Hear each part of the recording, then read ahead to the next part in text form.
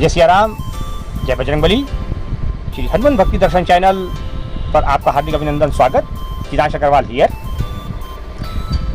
आज शुभ दिन मंगलवार को हम अपने श्री हनुमान भक्ति दर्शन चैनल पर महावीर बजरंगबली हनुमान जी महाराज की महिमा का जो सुंदर वर्णन करते हैं, उसी की मधुर वेला पर आज हमारे कुछ सब्सक्राइबर्स और व्यूवर ने हमसे ये पूछा था कि हनुमान जी के सद्गुरु भगवान सूर्य देव ने किस प्रकार हनुमान जी को ज्ञान प्रदान किया। देखिए, उनके लिए तो कहा जाता है जय हनुमान ज्ञान गुण सागर। आरंभ भी श्री हनुमान चालीसा का वहाँ से होता है।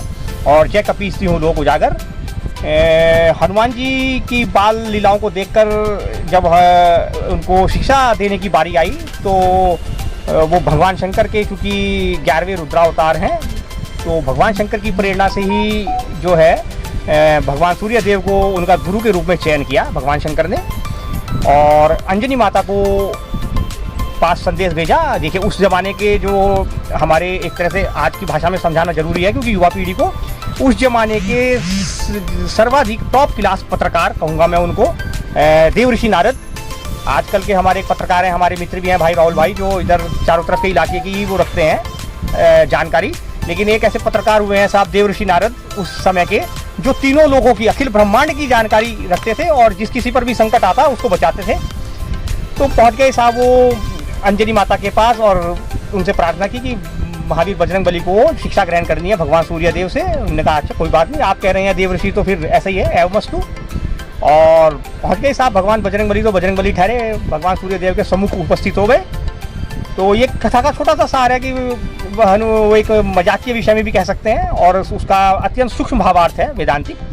भगवान सूर्यदेव ने बजरंगबली से कहा, अरे ये बजरंगबली आप तो वही है ना, वो जो मुझे एक छलांग लगा करके मुंह में रखने के लिए पहुंच गए थे मेरे पास। नहीं प्रभु, वो तो एक बाल लीला थी। मैं आप कहाँ प्रकाशित करने वाले संपूर्ण जगत को, मैं आपसे जो ज्ञान प्राप्त करने आया हूँ और मुझे शिक्षा दीजिए जो शिक्षा आपने भगवान वासुदेव से सृष्टि के आरंभ में जो ग्रहण की थी, जब सृष्टि का आरंभ हुआ, वो शिक्षा मुझे चाहिए।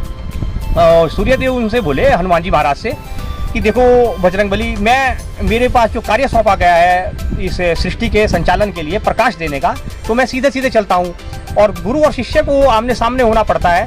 तो मैं आपको शिक्षा कैसे दे सकता हूँ, क्योंकि आप अगर मैं ऐसे जैसे मैं चल रहा हूँ और आप मेरे सामने बैठेंगे तो आपकी पीठ मेरी सम्मुख आ जाएगी, और अगर मैं दिशा बदलता हूँ, मैं आपके सामने होता हूँ, तो फिर मैं उल्टा चलूँगा, तो ये सारा सृष्टि का क्रम बिगड़ेगा। तो हनुमान जी महाराज ने बड़ा सुंदर उत्तर दिया कि हे प्रभु, आप तो गुरुदेव, तो आप ही बनेंगे मेरे। तो भगवान शंकर ने कह दिया है तो मैं ही उल्टा चलूँगा, आप ऐसे ही चले, मैं चलूँगा उल्टा उल्टा। अब सूर्यदेव हंसने लगे हनुमान जी पे कि अभी से ये शिष्य कैसा मिल गया, ये तो विद्या ग्रहण करने के आरंभ में ही हमें कह रहा है कि मैं गुरुदेव आपसे शिक्षा ग्रहण करूँगा और उल्टा चलूँगा। तो हनुमान जी बड़ी विनम्रतापूर्वक, बड़े शिष्ट भाव से साहब अपने गुरु सूर्य भगवान से बोले, प्रभु आप फिलहाल उल्टा चलने में मेरी हानि नहीं है, अगर मैं आपसे शिक्षा ग्रहण करने के पश्चात भी उल्टा चलूँ तो प्रभु फिर बजरंगबली किस काम की। और सूर्यदेव अति प्रसन्न हुए। और ऐसा कहा जाता है साहब, ऐसा मेरा सोचना है, ये कह लीजिए, कुछ पुराणों में, कुछ शास्त्रों में वर्णित भी है कि जितनी देर में वासुदेव भगवान श्री कृष्ण ने किंग कर्तव्य विमूढ़ अर्जुन को श्रीमद् भगवद गीता का उपदेश दिया, ठीक उतने ही समय में भगवान सूर्य देव ने महावीर बजरंगबली को संपूर्ण ज्ञान प्रदान कर दिया था। और इसी कारण से उनको श्री जय हनुमान ज्ञान गुण सागर कहा जाता है। और इसका प्रत्यक्ष प्रमाण समय आने पर महावीर बजरंगबली ने किस प्रकार दिया, देखिए उनके विषय में एक बात बहुत बढ़िया लगती है हमें। हम अपने चैनल के माध्यम से अपने दर्शकों को बताते हैं कि आपको हनुमान भक्ति दर्शन चैनल क्यों देखना चाहिए। बजरंगबली जब वहाँ पर पहुँचे देवी सीता का पता लगाने, माता सीता का पता लगाने, तो माँ सीता बड़ी विवल थी, बहुत विवल थी।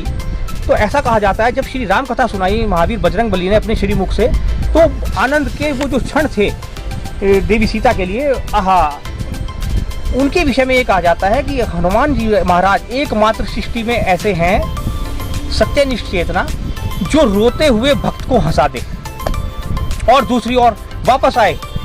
तो मर्यादा पुरुषोत्तम दशरथ नंदन श्री राम जो परब्रह्म है, उनको आकर जब माँ भगवती देवी सीता की कथा सुनाई, कथा क्या उनकी व्यथा सुनाई, तो प्रभु श्री राम, दशरथ नंदन श्री राम तक के आंसू निकल आए। तो महावीर बजरंगबली के विषय में जो एक ये इसकी जो महिमा है साहब, इसको तो वर्णन करना बड़ा असंभव कार्य है, वाणी से नहीं किया जा सकता। इसके विषय में तो मैं यही कहूँगा सभी से कि ये ऐसी दिव्य विभूति के महिमा का वर्णन करने में तो बस मौन हो जाना चाहिए।